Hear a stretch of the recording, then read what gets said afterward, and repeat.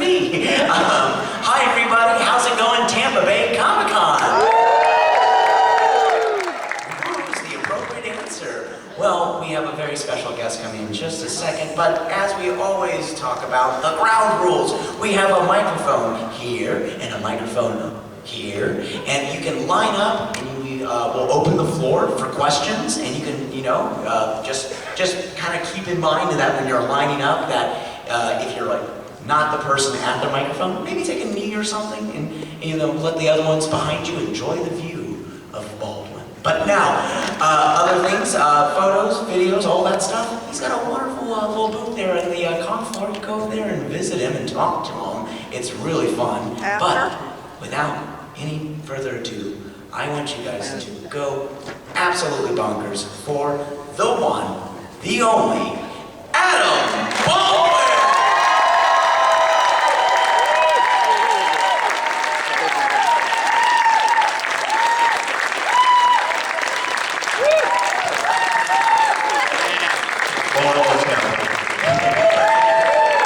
Is it Tampa, St. Pete, or strictly just Tampa? Tampa. It's Colt, it's a Twin Cities? Okay, it's whatever you want to point that person. Keep it short and Tampa. How's your con going so far? Con's going really well. Yesterday flew in and there was a gigantic cell, so we had to circle around it a few times. That was kind of interesting. The plane was buffeted. Say buffeted. That's what I wanted to see with that. Buffeted. That's awesome.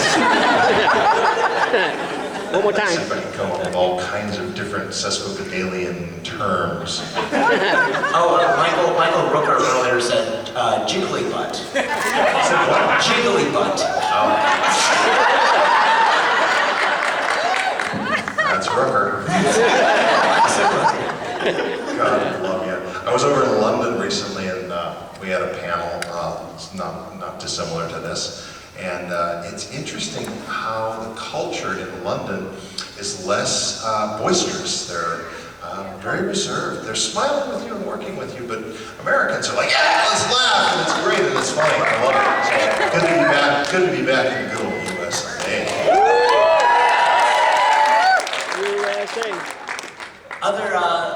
I just definitely want to say I'm a huge fan. Thank you. And it's really this is just a dream to just sit at a table in front of hundreds of people. And that's my mom over there. You just said hi to my mom. What's your mom's name? Carol. Hi, Carol. Is that your dad? That's her, it's her boyfriend. Wicked stepfather? Nice. And she's been watching Chuck forever, and a huge fan.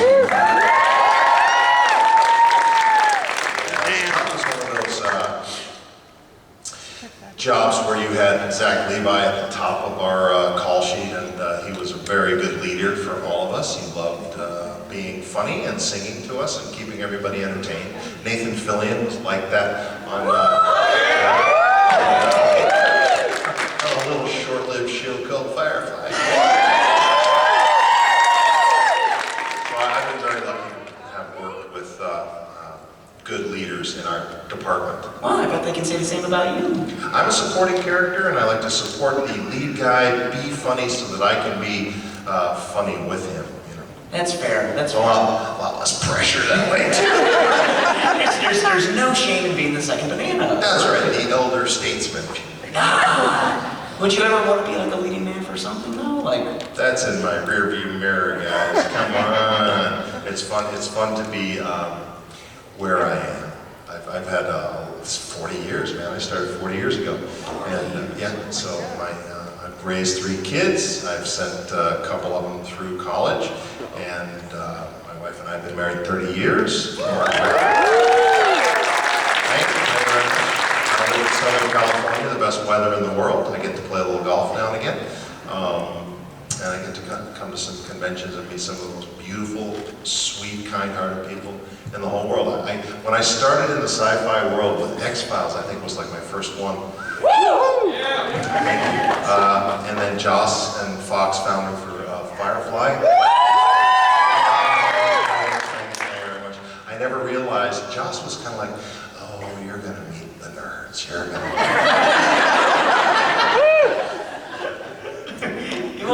I actually became one.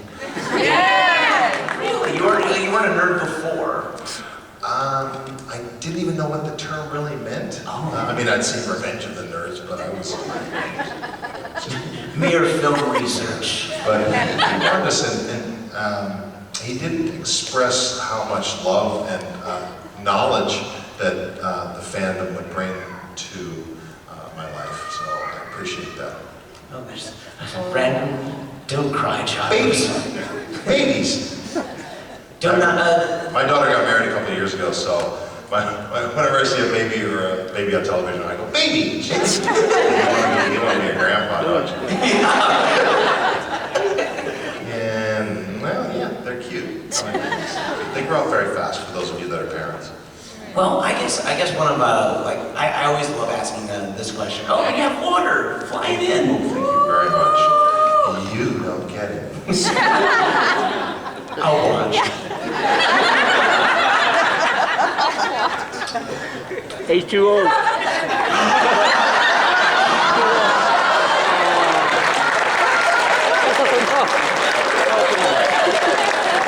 This all? Damn. Refreshing. Wet your whistle. So I definitely would, I always love asking this question is, talking about the start of your career, did you always, did you want to be an actor? Did you just kind of fall into it? Where did it all begin? My brothers and I used to watch the Three Stooges, and they used to beat the crap out of me. I was curly, so nippies and all that stuff when I was 4, 5, 6, 7 years old. So that was kind of the impetus to the creativity that came along in my life, just my brothers and me. And then I got into drama class in 5th grade. I played hockey, so that was kind of my thing. Tried a bunch of different things, hockey, baseball. And then when my parents broke up, we couldn't really afford to send me to hockey camp in Canada anymore. So all the guys that I played against sort of got better, and I got stagnant. And where do misfits end up? Misfit hockey players end up in the drama department. That's where the cute girls are. Cute guys too. Cute girls. No, but the beautiful thing about the drama department is so accepting of everyone. You know, it's the land of misfit boys and girls. Tall, short, skinny, fat, gay, straight, black, white, everything in between. And you're just trying to make each other laugh. And that's the key. Make each other laugh and try to, because it's not really important what you're doing a play, but if you can make some good lifelong camaraderie with people, and I still have one friend from high school that we're still pals. It's a great little thing. And that's how I got into my bodyguard. I auditioned after school. Some agents came to Chicago looking for kids, and I kind of won a cattle call. No big deal. No big deal. I got lucky. How dare you? You're amazing. I tricked them. I tricked them into hiring me for my bodyguard. For those of you with kids between the ages of, say, 10 and 15, 16, it's a good movie if you haven't seen it to watch with those kids. It's a cute little movie. Long time ago. We got some fans out there. And also, guys, the microphones are lonely. If you have questions, please ask. Please ask me questions. I've run out of tales. Hi there. Hi.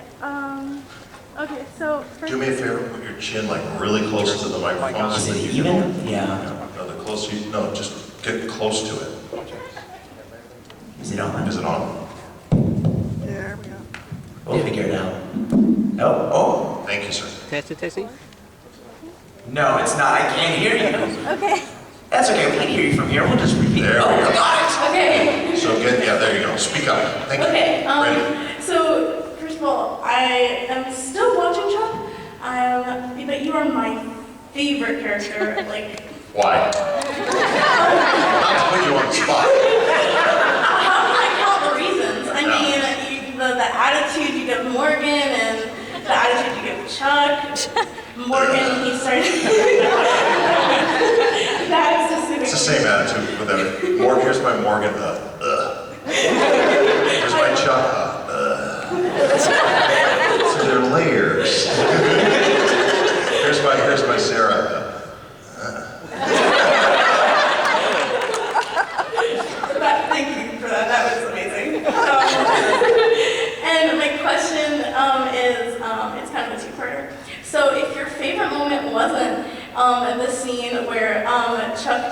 favorite The Poison by Kissing You. Then what was your favorite moment on set? It wasn't really a kiss. How dare you? That was funny rehearsing that, because every time we would rehearse it, it would be like, okay, now we have to, this is where we're gonna Do it. Aaron, can I demonstrate?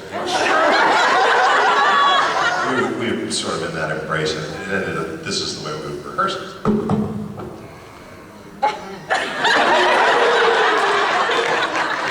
I just checked something off my bucket list.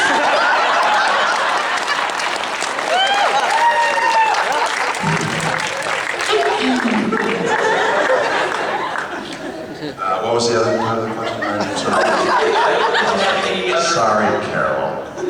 Sorry. What was your favorite moment on set? Oh, so many. It was not 5 seasons, 91 episodes. I don't think I can pinpoint one. There was one day that they blew up one of the nerd herd cars. That was kind of fun. I always like the big splody stuff. That's always fun. I guess it was behind the scenes. Mostly what we love to do is, Sarah Yvonne Strahovski is a very funny, very bawdy Australian person. And she was the foul-mouthed one on the set.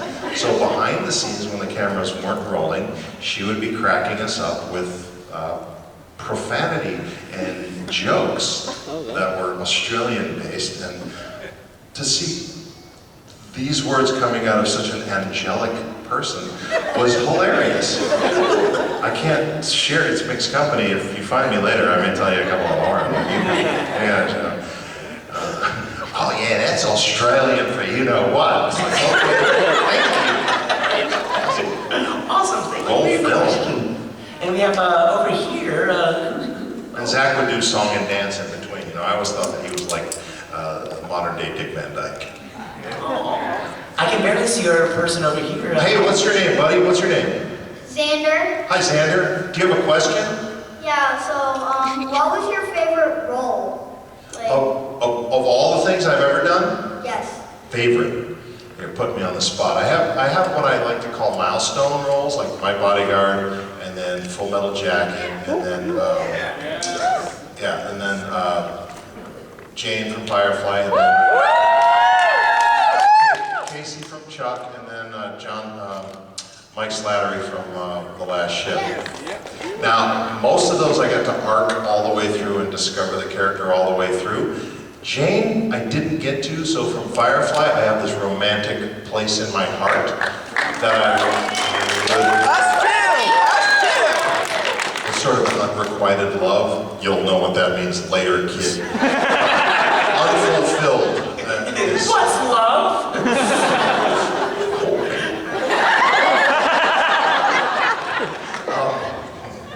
Carol. I know. Xander? Does that answer your question? So Jane from Firefly is a little bit, it might be a character that your parents would want you to watch in a few years from now. Yeah. Yeah. Oh, they've already told you. And he said that kind of begrudgingly, like, yeah, you know my dad, all right, that's right. I get it. Awesome. Xander, thank you, buddy. Thanks, good question. Hi there. My question is, besides A Man Called Jane, what's your favorite song? My favorite song? Yeah, musical taste. You know, music. Well, It's what the kids are doing these such a days. broad question. Do you have a genre in mind? No, I'm asking what you like in terms of music. I like lullabies, you know. I used to sing, Sweet Baby James from James Taylor to my kids when they were going to sleep, stuff like that. I like a lot of folk songs. I like Johnny Cash. But, gosh, favorite song? I guess Communication Breakdown by Led Zeppelin. That's my ringtone. Best ringtone of all time. Thank you so much for your question. And now, the spooky thing. Where's your mouth? Oh, there it is. Oh, this is going to be creepy.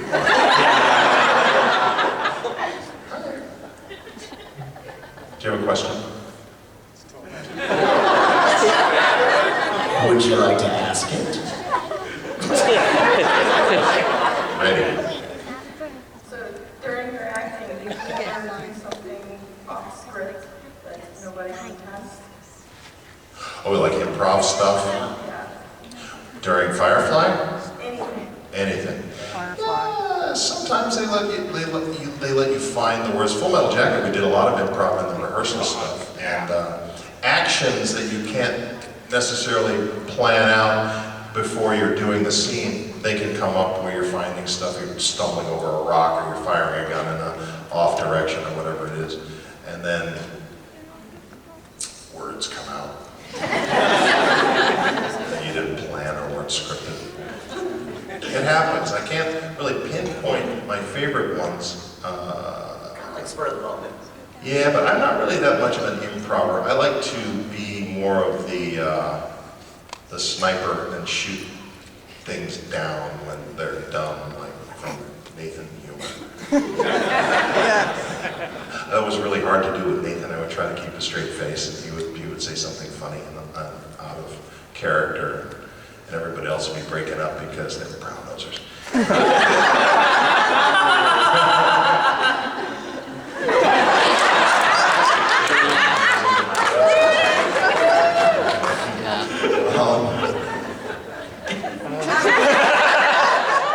Oh boy.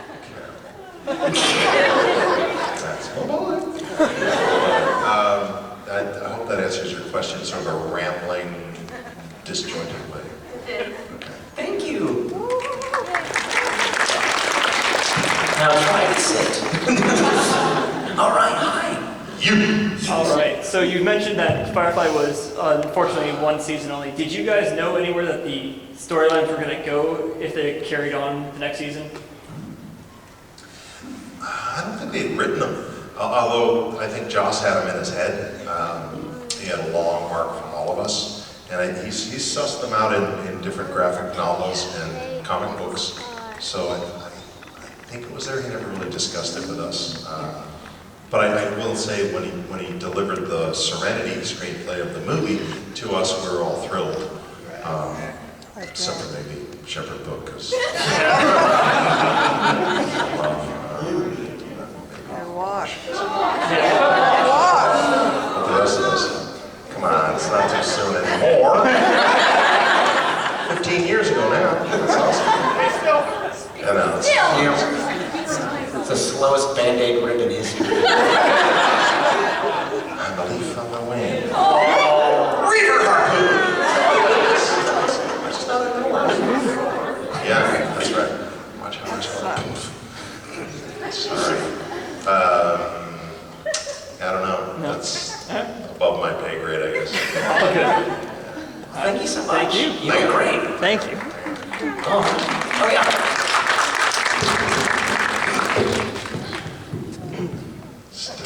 Next question.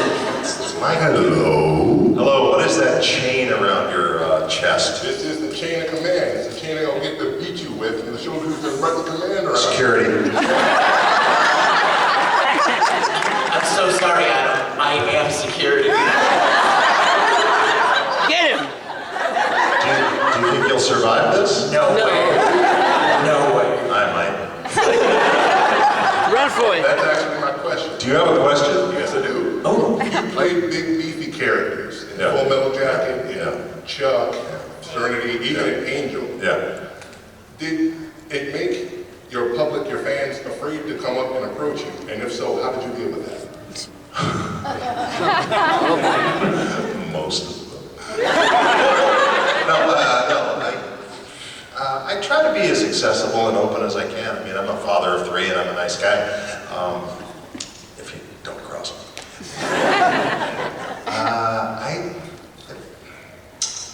My goal when I meet people, especially like at the signing table or something like that, or walking around the floor, is to make someone comfortable. I liken it to being a good driver. You want to make the passenger comfortable. You don't want to be that driver that's, so we're going to go down the road and over there, and they're checking you more than they're checking the road. I try not to be that as a host, my friend. So You just like, you ever see it in their eyes though? They like, because they, you know, they put two and two together and they'll just be like, it's you. some people get shy, but that's okay. I was shy when I was a kid. You know, I had two older brothers that were, be shy, damn it. That's kind of what I did. You know. I love my brothers, don't get me wrong. When you're a kid, you're just scared of them. So no. Thank you. Thank you. Thank you for coming. Great outfit. I appreciate that change. Hi there. Can you sing the Ballad of Jane, please?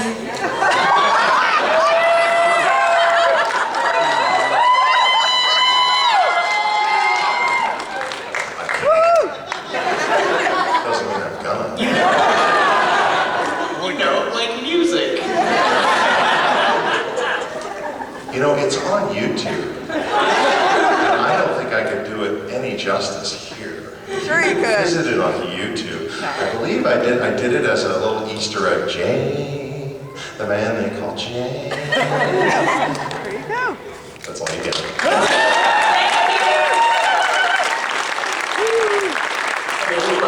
Josh told me to stop wearing the hat and stop singing the song, so he's probably right. Favorite movie and favorite video game? Favorite movie? Gosh, that's a tough one too. Again, what genre? Like favorite comedy would probably Your favorite genre? I was talking about giving you my answer. Like say comedy, I would. Young Frankenstein would probably be my. Drama, Casablanca. It's one of those movies, maybe Full Metal Jacket. It's that test when you're flipping around. Do you stop on the movie and you watch the scenes that are in it? Like Godfather. Oh, Godfather's on. I gotta check this scene out. Unless it's the wedding scene, that goes on way too long. Favorite rom-com?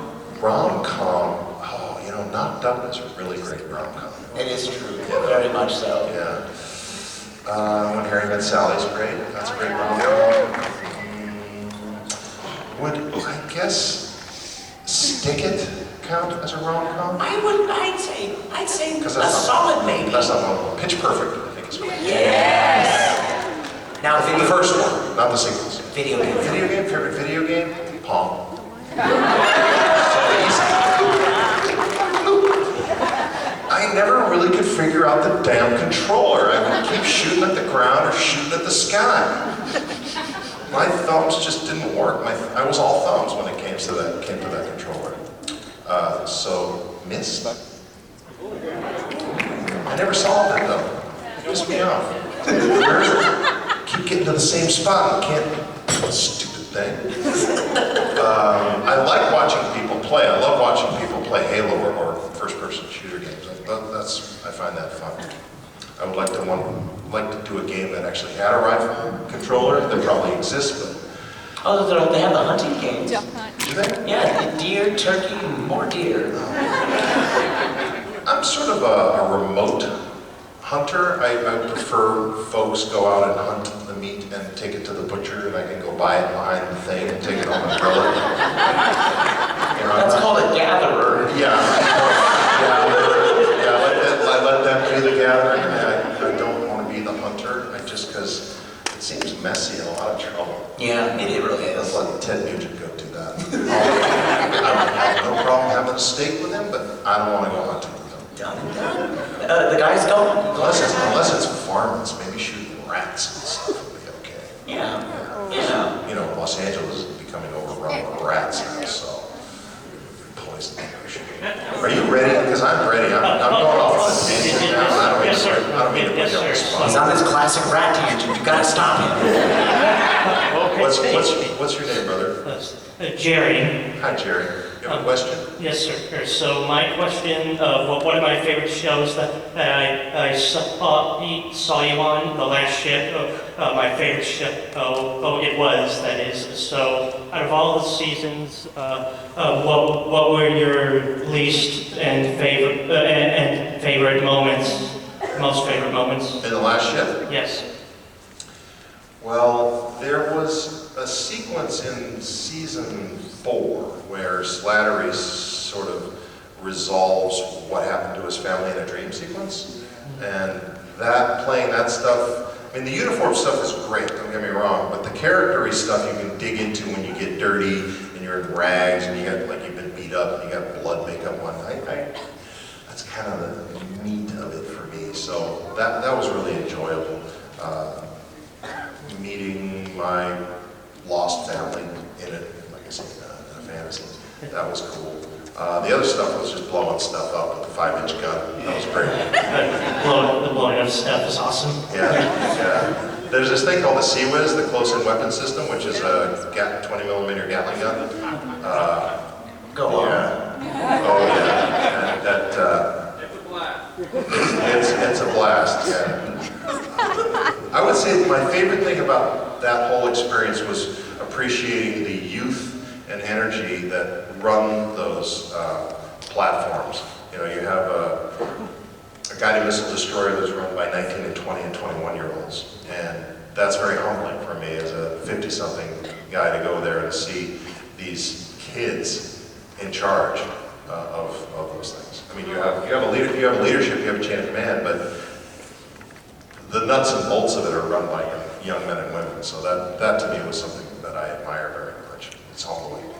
So for those of you that know people in service, or if you've served yourself, thank you for your service and your sacrifice.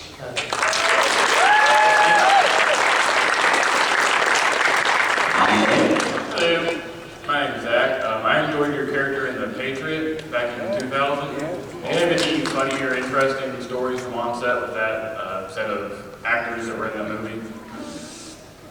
Well, Jason Isaacs, he played Tappington. He was the bad guy. When I first arrived there, I had a scene with Jason. And I hadn't met him before, and even though I'm tall, he's powerful. So I was very impressed with his steely blue gaze.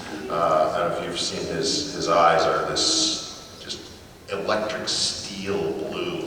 And that was funny. And he was very much of a good sport and let me off, the hook just in that scene. But then I thought, wait a minute, I outweigh him by 100 pounds. What's he gonna do? But he made you forget it for a second. Anyway, we played golf. We played golf on our off days and a little bit of tennis. He's a very good tennis player. I'm a very good golfer, so we flip-flopped. He would kick my butt in tennis, and I would kick his butt in golf. So we had that. There's a cool thing at the end of The Patriot, in the battle scene. My character had a resolution written, and we filmed it, but it was clipped out of the movie, sadly, where Wilkins rides into battle, and at the end, where Tabbington is on his back and Mel's got the drop on him, Tabbington sees me on my horse with my pistol, and I draw down on Mel, and he says, "Shoot him, Wilkins, shoot him!" And Mel and I lock eyes, and then I realize what a scumbag Tabbington is for making me burn the church. All the people in it. It was war, man. It was nothing. It was just a balsa wood church anyway. There was nothing really in it. So anyway, he goes, "Wilkins, shoot him!" And I look at Mel, and Mel's like, "Bring it." I go, "No, he's a scumbag. Mel, you're cool," and I ride off. So we did it, but it's not bad. Thank you. So that was my story. Thank you.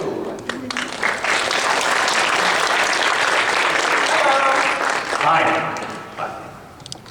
So in regards to Full Metal Jacket, what the heck does Animal Mother mean? Say again? What does Animal Mother mean? What does Animal Mother mean? Yes. The name Animal Mother? It's not even described in the book. I've looked in that. That's just his name. He was an animal, and he was the, you know, he was the mother of the squad with the machine gun, I guess. You know, he had some quirks in the book where he would do some dastardly things, but I looked and I looked. It's not described. So leave it up to your imagination. It's like the black obelisk in 2001. What the heck does it mean? It means animal mother.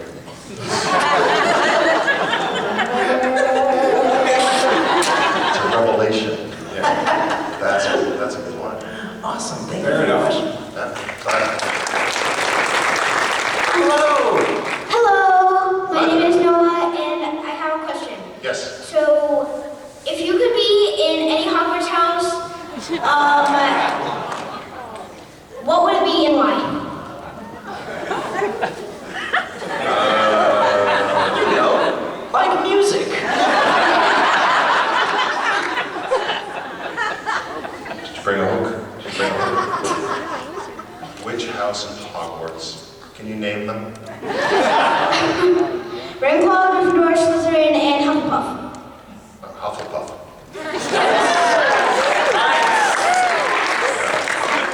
Or Slytherin. Thank you. Thank you.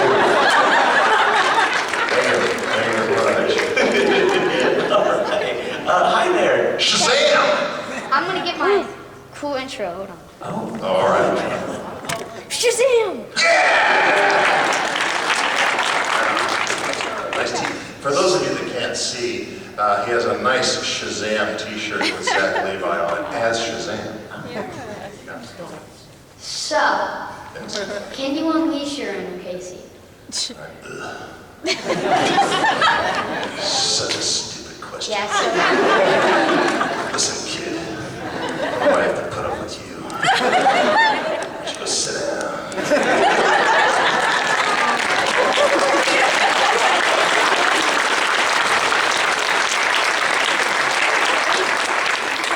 Nah, just be strong. Hey, do you like Crown Vic? Do you like the Crown Vic car that Casey had? No? Yeah, me neither. I didn't like it. It was not comfortable. It did not have reclining seats. It did not have air conditioning. And we had to shoot in the summertime in that thing. And I was glad when they blew it up. I really was.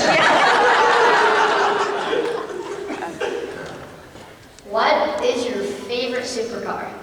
My favorite supercar? Lamborghinis, Bugattis, or Ferraris? Those Bugattis are pretty cool, aren't they? Yeah. Is it a Veyron? Is that what they're? There's a Veyron and there's a Chiron. Those are the only big ones I know. Yeah. Which one would you pick out of those? I'd rather buy a piece of property with a river running through it.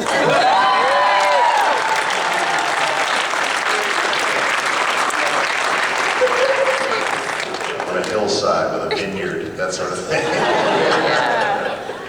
All right, well, Thank you. Now to come up with my outro. Oh, okay. Outro. Don't Shabam!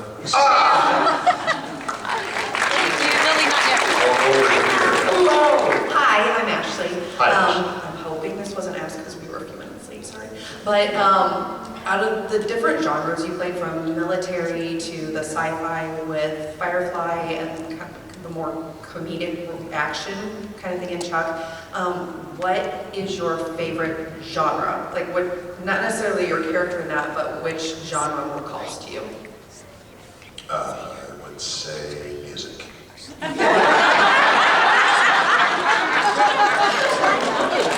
Touche, Baldwin. Musical comedy. No, I would say, I like comedy. I like dark comedy, actually. I like, like Full Metal Jacket, I think is a dark comedy. That sort of thing. I call myself Sniper Funny, waiting in the wings for a chance to put the dot on the I in the joke. I follow. Maybe cross the J and then joke. Umlaut, I don't know. But comedy is hard, and it's a challenge. That and action. Rom-coms, not so much. I'd rather watch a rom-com than be in one. Yeah. So I'm not very romantic. I love you, John.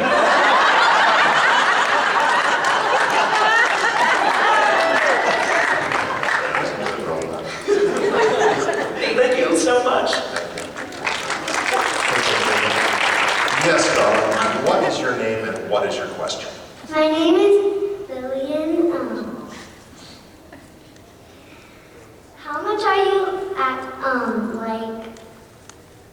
John Casey. How much are you actually like John Casey? Oh, that's a good question. I am very much like John Casey. I'm just not as mean. I have a mean streak, but the older I get, the less I found anger works. It's a good motivating emotion, but I found that it's much more effective to get by with humor and love. You know, stand on a platform of love. I think you can find happiness that way. So I'm going to encourage you to always seek that platform of love, like you're standing on your own 2 feet right now, and I feel the love in the room, and you're a part of that, so I appreciate that. But as far as John Casey goes, I mean, I got the same face. I still have the suit. Actually, I kept the suit. Chuck, yeah, I kept, let's see. The Where suit. is it? It's hanging in my closet here, probably gathering dust. Also, I keep shoes, phone, wallet, keys. No. Have you seen the Adam Sandler? Yes. John Casey, loved him, loved to play him, and thank you for asking.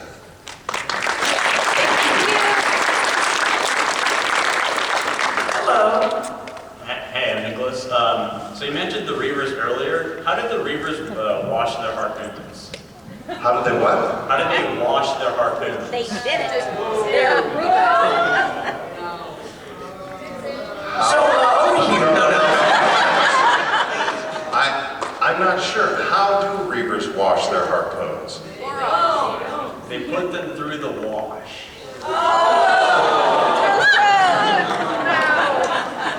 You see, that's not how the joke goes. You were close, though. How do Reavers clean their harpoons? They put them through. So,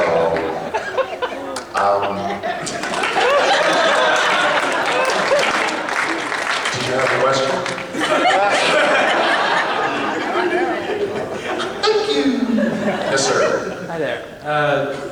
So I was curious, having participated in what a lot of people would consider seminal works like Full Metal Jacket and all that, how has it changed your perception of legacy and like what you leave behind, especially also being a parent?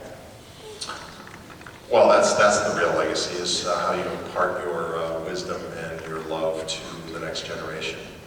I think that we are dust in the wind. I believe that. I think that I don't know what's on the other side. I'm hoping that it's glory. I don't know at this point, but I'm going to continue to test it with love. And I'm happy with the work that I've done. Like I said, I got 5 main milestones, and the things in between I like to call connective tissue, because baby needed new shoes.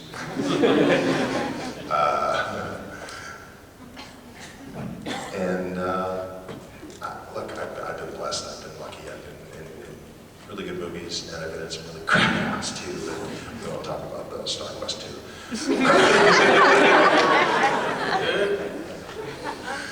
They tricked us. They tricked us into doing it. It was like Caligula, you know, John Gielgud and Caligula. They tricked us.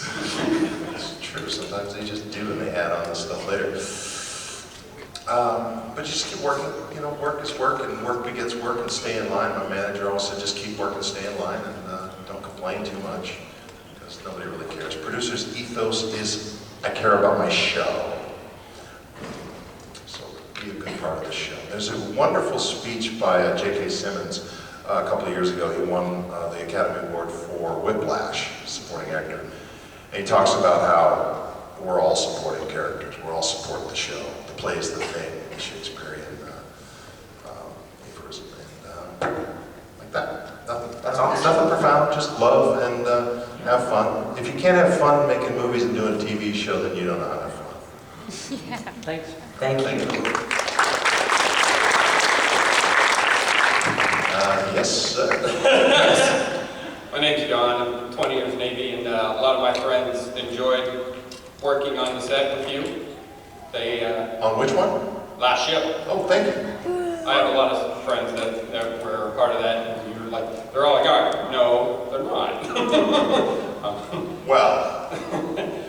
some grizzled veterans there to guide the way.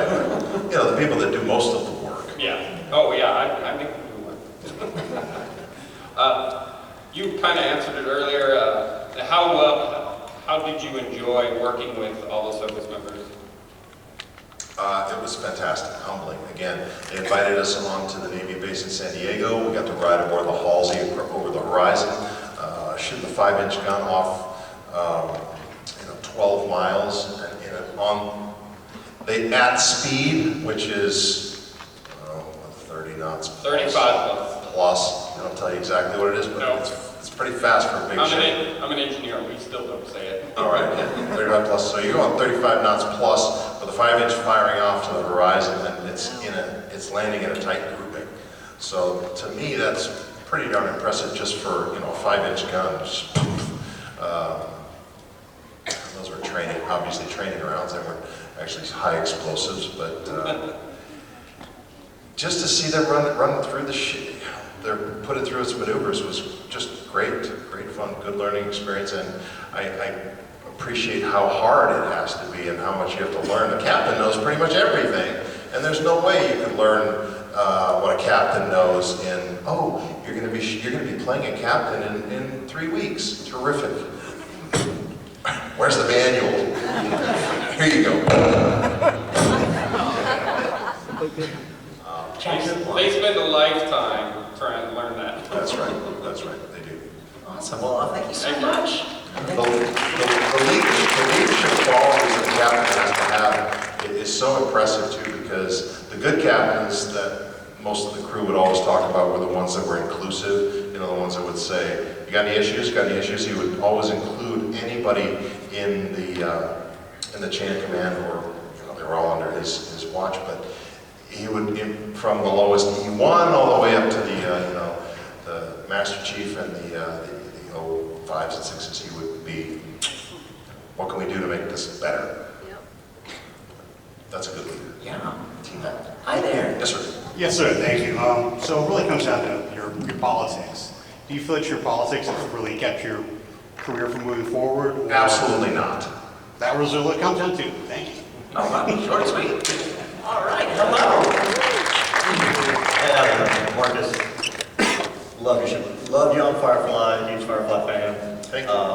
Question is about Jane. You mentioned him as your unrequited love of a character, and then that Joss had actually finished some of that story up in the graphic novels and everything. Did you read those stories, and if so, what are your thoughts on how he played out your character? I have not delved into it. We were so sad when they canceled us. I sort of had to sort of detach. But as soon as they give us the go-ahead, we get to do something. Like, why can't we have an animated version now that Disney owns the damn thing? So, kindly be inquisitive of Joss maybe somewhere, saying why can't you? He would have to want to do it though. It's up to him. It's his baby, and anyway, so it's in his hands. I think it could be done. Yeah. I'm just saying. Just saying. Yeah. I can do the voice. It's easy to do the voice. Awesome, thank you. The voice is willing, but the knee is not. And we have 5 more minutes left. Can you believe that? That was fast. I know. I also like the idea of animation because six-pack abs.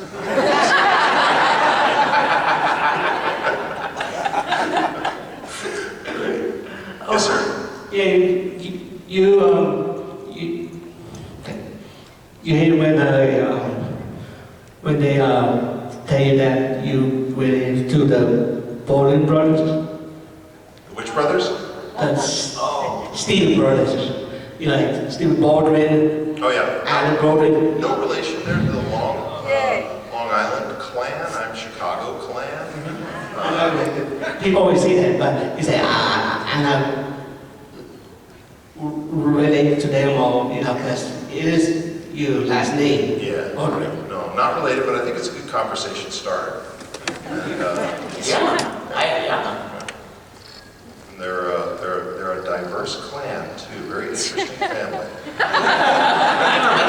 Oh, I met them all. Yeah, I met them all. Who's the most interesting? They're all interesting in their own unique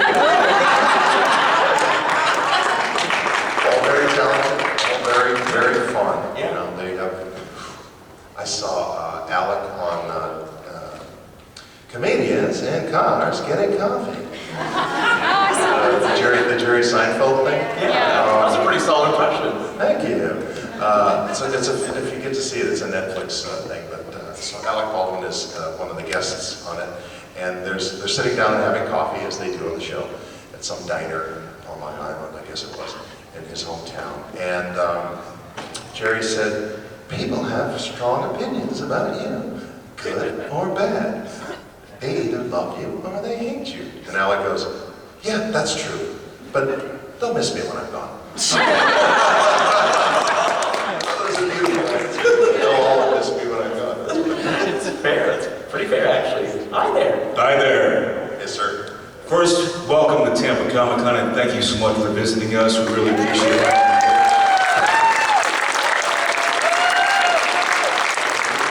So I have a two-part question.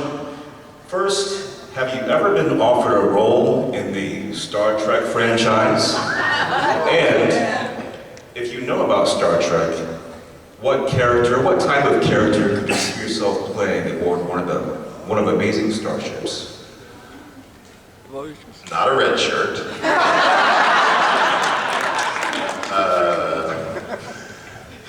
Gosh, no, I've never been offered to play any part in the Star Trek universe. I've been lucky enough to run into William Shatner several times and had some good conversations with him. He's a hilarious man, if any of you have had a moment or two. Very inquisitive. Patrick Stewart I've run into a few times. George Takei a couple times. Oh, bye.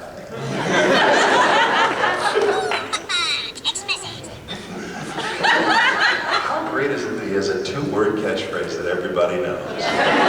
Don't miss him when he's gone. Classic Baldwin. Thank you. And what kind of character I play? I don't know. Ferengi?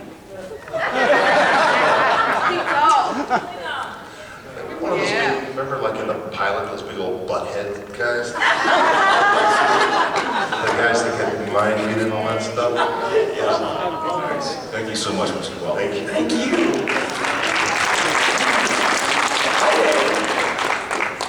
I'd rather be butthead than Beavis. Hi, Adam.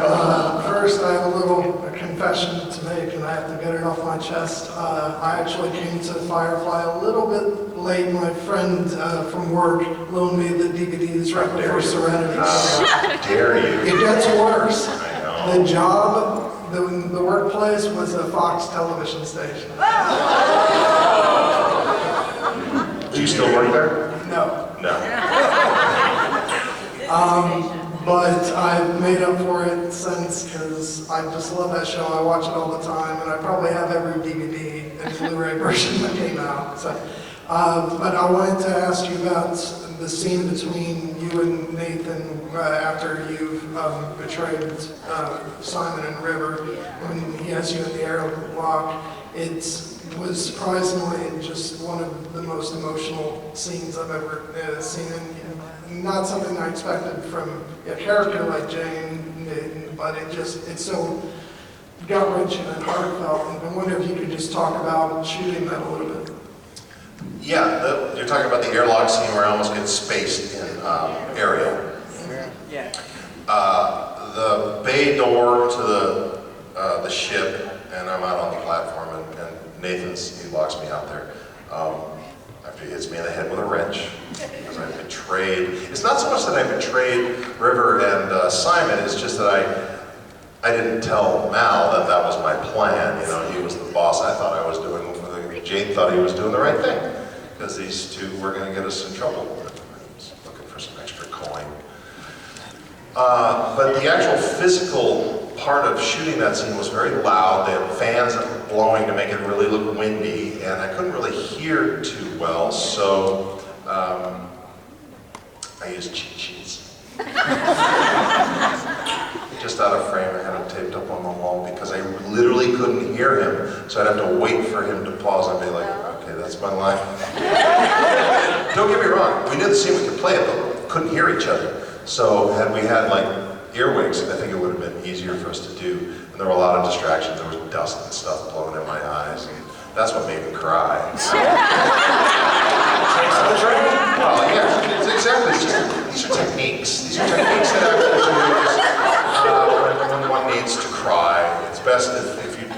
almost cry and almost shed a tear once it drops, and you've cried for the audience, and that's a mistake. You want them to be crying for you. But like I said, there was dust and there was blowing wind, and